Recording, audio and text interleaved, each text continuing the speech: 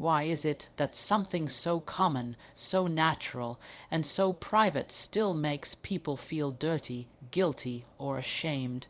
If you've ever wondered whether masturbation is ruining your life or just misunderstood, then it's time we separate the facts from the fear and finally talk about what no one wants to, but everyone should. Let's talk about something that almost no one wants to talk about, but everyone needs to hear. Masturbation, yep, that thing that's been wrapped in silence, shame, and taboos, especially when it comes to women. But the question today is simple. Is masturbation bad for you, or have we just been lied to all along? First, let's clear the air. Masturbation is a completely natural act.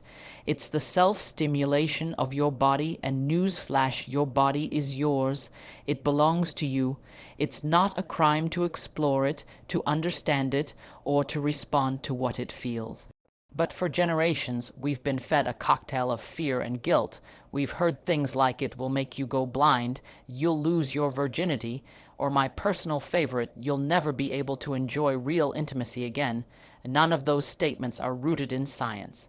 They are myths, misinformation passed down through culture, control, and misunderstanding. Now let's talk about facts. Medical experts across the world agree. Masturbation, when done in moderation, has several health benefits.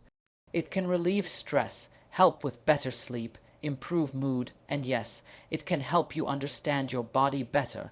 For women especially, it can teach you about what brings you pleasure, which becomes incredibly important in building intimacy in real relationships. Yet, society has often painted it as something dirty, especially for women, like it's something we're not supposed to talk about, let alone experience. But let me be real with you. Anything, even something good, can become harmful if it takes over your life. If masturbation becomes a compulsion, if it makes you isolate yourself, if you're using it to avoid emotional pain or escape life, then yes, it can be harmful. Not because masturbation itself is bad, but because your relationship with it is unhealthy.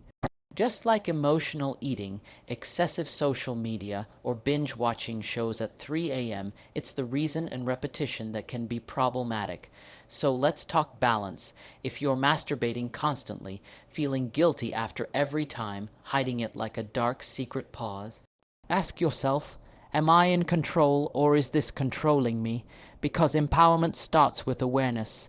You should never feel like a slave to your own desires. But at the same time, you should never be made to feel ashamed of your body and what it naturally does.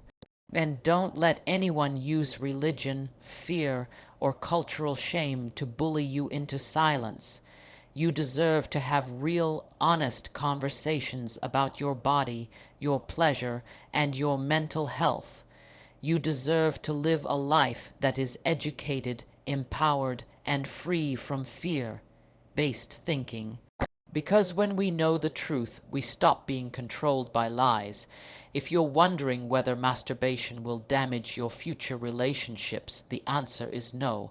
Unless you're replacing connection with screens and fantasy, unless you're detaching from reality, it won't. In fact, many people find that understanding their own bodies actually helps improve real life intimacy. The key is to be honest with yourself.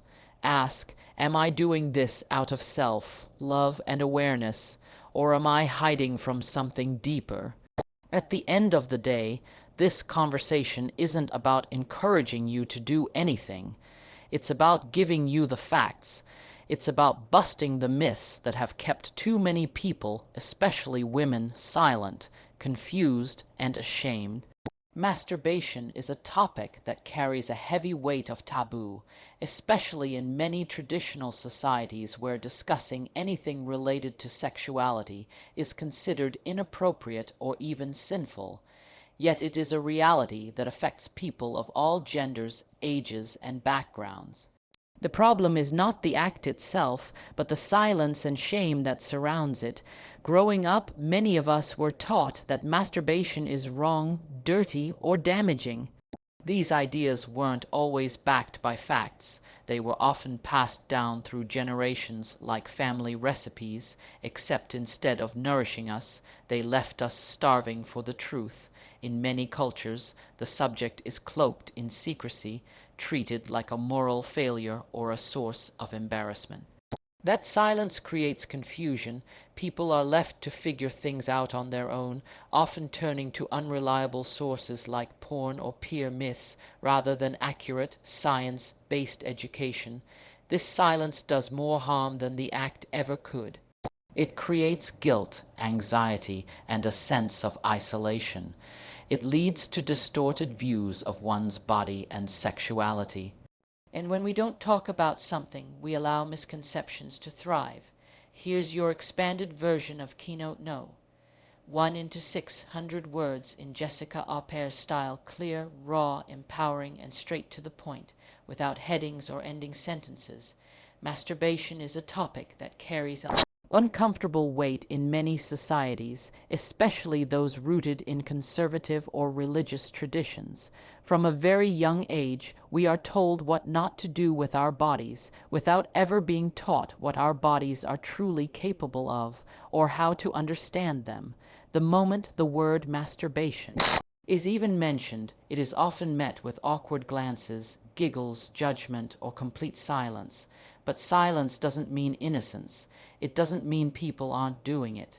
It just means people are doing it in confusion, in guilt, and without the clarity of truth. And that's where the problem begins. It's not the act that's the issue, it's the shame that surrounds it. We grow up hearing phrases like, "Don't touch yourself," "It's dirty," "God will punish you," or "You'll grow hair on your palms."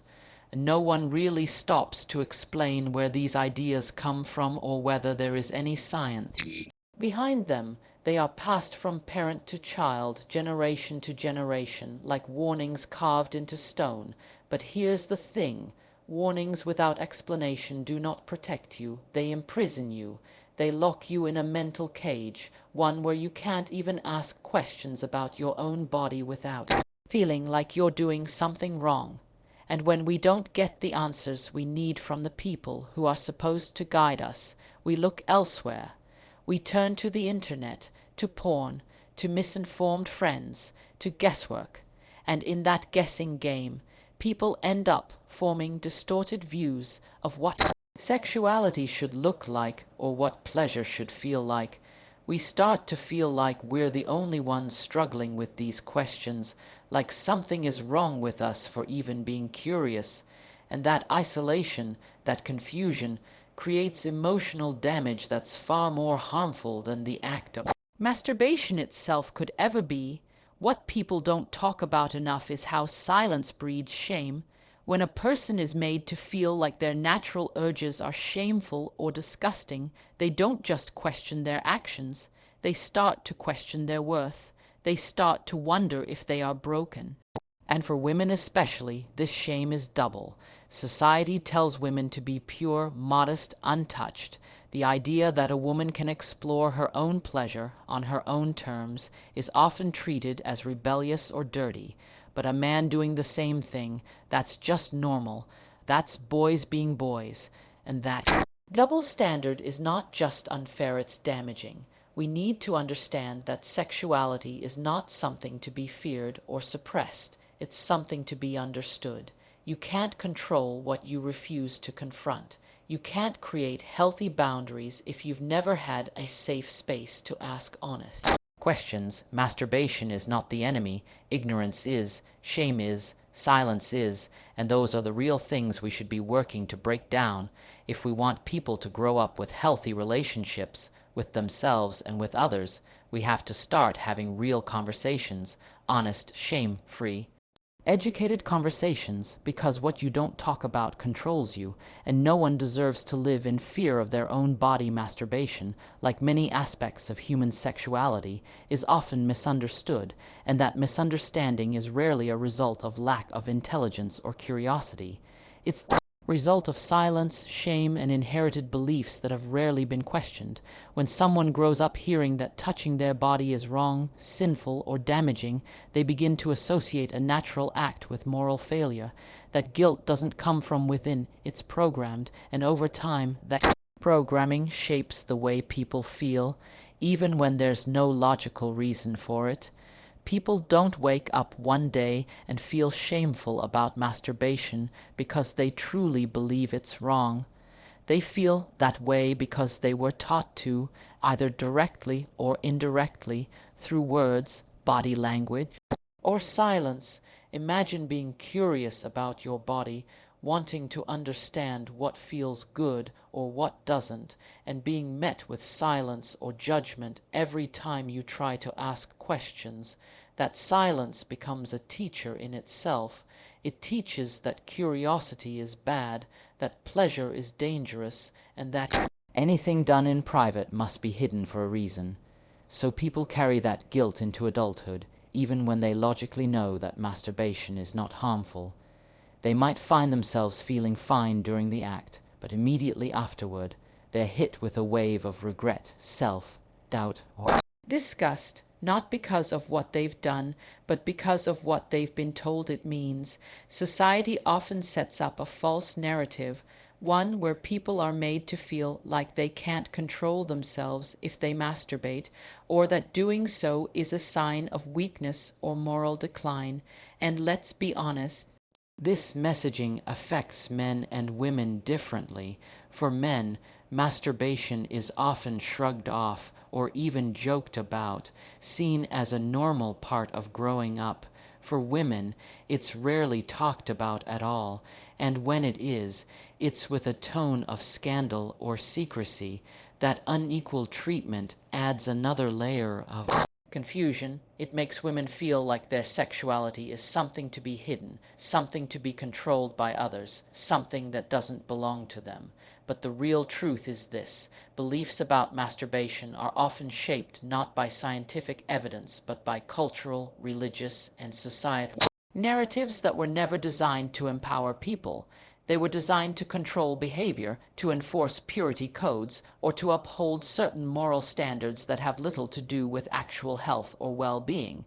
And because those narratives are rarely questioned, they continue to live inside people's minds, causing stress and emotional discomfort for no good reason. The conflict many people feel after masturbating doesn't come from the body. It comes from the mind. The body experiences relief, pleasure, maybe even relaxation. The mind, however, might go into overdrive with judgment, fear, or negative self-talk. That emotional backlash isn't a sign that the act is harmful. It's a sign that there's still a disconnect between what a person has been taught and what they know to be true from personal experience. Bridging that gap takes more than just facts. It takes awareness, emotional maturity, and the courage to reevaluate what you've been taught, even if it means challenging long-held beliefs. Once people begin to unpack where their guilt comes from, they can start to see that the act itself is not inherently damaging. What's damaging is the pressure to feel bad about something that is normal, private, and, when done in moderation, not harmful. That guilt can affect mental health, create anxiety, and even impact self-worth, especially if a person feels like they are constantly failing to live up to a set of rules that they didn't choose for themselves. Many myths about masturbation are rooted in fear, misunderstanding, and control. Think about it. How many times growing up did you hear things like, if you masturbate, you'll go blind, or you'll lose all your energy and become weak? These statements weren't backed by facts. They were designed to scare people, and fear is one of the most effective tools when you want to keep people silent, ashamed, and obedient. The problem is that many of these ideas have been passed down from generation to generation, repeated so often that they start to feel like truth, even though there's absolutely no scientific evidence to support them. Let's break some of these myths down, starting with one of the most ridiculous claims, that masturbation causes blindness. This one has been around for centuries, and it's honestly shocking how many people still believe it. There is zero medical connection between self-pleasure and your eyesight. None. This myth likely began as a way to scare young people into avoiding sexual exploration, but all it's really done is create unnecessary fear and confusion about something that's perfectly natural. Then there's the myth that masturbation leads to infertility. Again, not true. For both men and women, masturbation has no negative effect on your ability to have children in the future. In fact, for men, regular ejaculation is often associated with healthier sperm function. For women, exploring their own bodies can help them understand their cycle and their reproductive system better, not harm it. The idea that masturbation somehow damages the reproductive organs is nothing more than a lie designed to instill guilt. It doesn't shut down your fertility, it doesn't cause any damage to your internal system, and it definitely doesn't use up your sexual energy like some people claim. Another myth that comes up often is the belief that masturbation causes mental illness. People are told that if they keep doing it, they'll become socially awkward, depressed, or even insane. But here's the truth. There is no credible scientific evidence linking masturbation to mental health disorders. In fact, it's often the guilt, secrecy, and shame surrounding the act that causes emotional stress, not the act itself.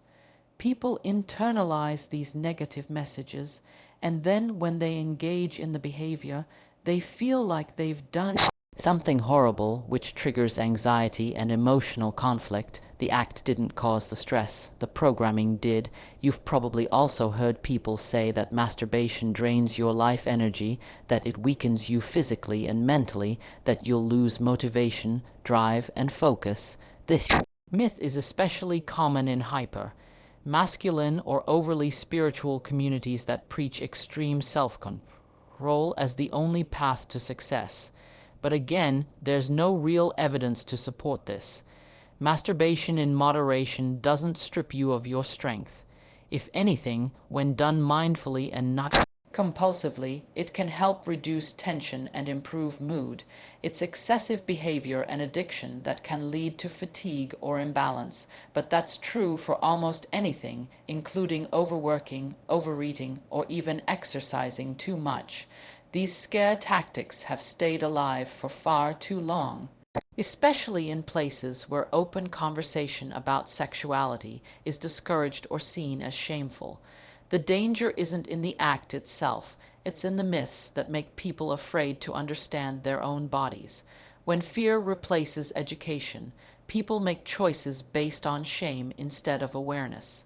And when myths are allowed to dominate the conversation, people lose the chance to build a healthy, honest relationship with their own sexuality. Masturbation in itself is not the villain it's made out to be. But like any other behavior, the real impact comes down to the reason behind it, how often it's being done, and whether it's getting in the way of living a healthy, balanced life. A glass of wine isn't dangerous until it becomes a bottle every night used to numb feelings. Scrolling social media isn't harmful until it starts replacing real human interaction, and the same goes for masturbation. It only starts to become harmful when it's no longer about self-care, exploration, or relaxation, but about avoidance, escape, or compulsive relief from emotional pain. There are people who turn to masturbation not out of desire or curiosity, but as a coping mechanism. When stress builds up, loneliness creeps in, when anxiety feels too loud, they use it like a reset button, and while the relief may be real and immediate, it's also temporary. The problem is still there after the act is done. If anything, it's buried a little deeper. That becomes a cycle, a pattern of turning inward, not to heal, but to hide. Over time, it can become addictive, not because masturbation is addictive in itself, but because emotional escape is. When it becomes your default method for avoiding hard feelings, that's when things begin to spiral. Let's be honest, life is hard. People go through breakups, job loss, heartbreak, pressure, rejection, and sometimes you just want a quick way to feel better. That's human. But when masturbation becomes a repeated strategy for emotional regulation, when it becomes your only go for comfort, when you start choosing it over sleep, productivity, relationships, or personal growth, that's a red flag. The issue isn't in the body, it's in the emotional state that's being ignored. It's important to be able to recognize whether you're engaging in the act out of self, love, or self-numbing. There's a big difference between exploring your body and avoiding your life. It also affects your confidence. Some people start to feel like they're not in control anymore, like they're constantly being pulled back into this cycle they can't break. That loss of control chips away at self-esteem, and the guilt that follows adds another layer of emotional weight. And then comes the hiding, the secrecy, the isolation, the lies you tell yourself. When you can't be honest with yourself about your behaviors, you begin to disconnect from your goals, from your purpose, from your power. It's not about making anyone feel ashamed, it's about being aware. When you understand the why behind what you do, you can start to make better choices. You can begin to ask yourself, am I doing this because I want to, or because I'm trying to avoid something else? Is this bringing me peace, or is it becoming a prison? Awareness creates space for change. It allows you to replace harmful habits with healing ones. It allows you to reach out for real connection instead of settling for a quick distraction. And that doesn't mean you have to eliminate masturbation completely. It means being honest enough with yourself to notice when it's no longer healthy. Your body is not your enemy, and neither is your curiosity. The more you understand yourself, the more power you have to choose what serves you and what doesn't. This isn't about judgment, it's about awareness. When you start asking the right questions and listening to the answers within you, that's where real freedom begins. Let go of the myths, release the shame, and give yourself permission to live informed, balanced, and boldly in charge of your own narrative.